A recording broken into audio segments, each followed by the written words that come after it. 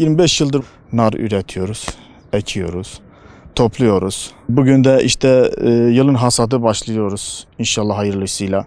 Hayırlı olsun, bereketli olsun dileklerde bulunuyoruz. İnşallah da öyle olur. Bu bizim zivzik çeşidi narımızdır. Özellikle bu narımızın yani kalitesi, aroması hani başkadır. Narımızın özelliği ince kabukludur, bol soludur. Özellikle C vitamini bulundurduğu için yani bu şimdiki bu özellikle pandemi şartlarında zaten çok daha iyidir. Bunu tavsiye ediyoruz. Depolama şartlarında bir 6 ay dayanıklılık durumu var. Yani bu da hem pazar için, çiftçi için iyi bir çeşittir. Yani herkesin bunun tadını alsın, bunu yesin. 60-70 haneli bir köy olduğu için yani aşağı yukarı bütün hanede bu işle uğraşıyor. Özellikle geçiminin çok da büyük bir katkısı da oluyor.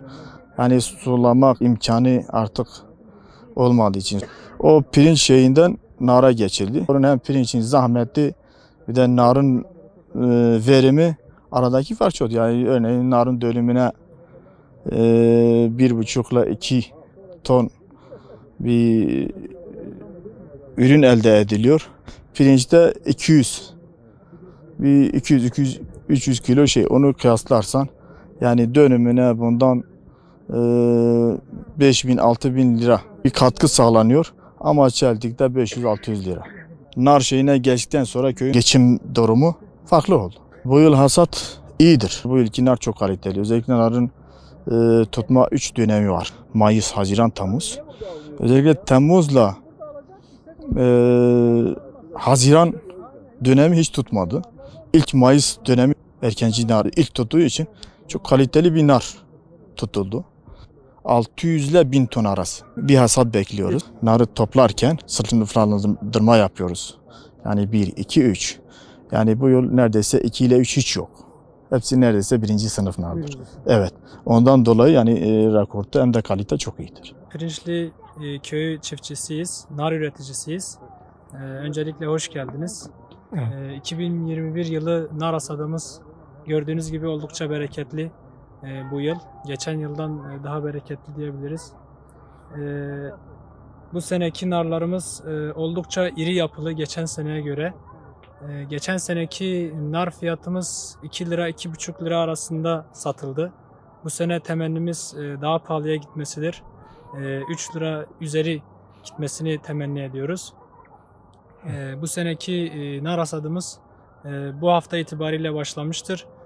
Tüm çiftçilerimize ve tüm halkımıza hayırlı olsun diyoruz. Zivzik narımızı Siirt ilimizde ve tüm Türkiye'ye gönderiyoruz.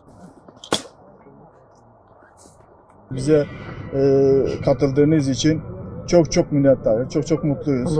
Her zaman da bekliyoruz böyle etkinliklere, böyle tanıtımlara, bunlara ihtiyacımız var. Yavaş.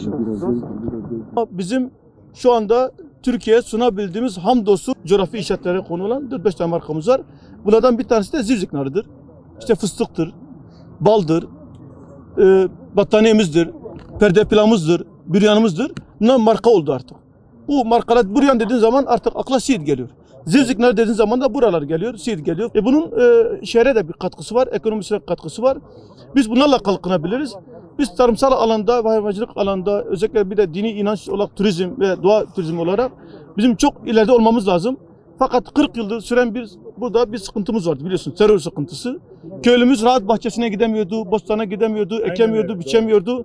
Hacı abi bunu 10 yıl önce bize bir şey yapın, gölet yapın dediği zaman oraya gidemiyorduk. Ama şimdi hamdolsun gitme imkanımız var. Biz şu anda bizim en büyük hedeflerimizden bir tanesi, çok hedefimiz var. Ama yolların kalitesini, standartını yükseltmek.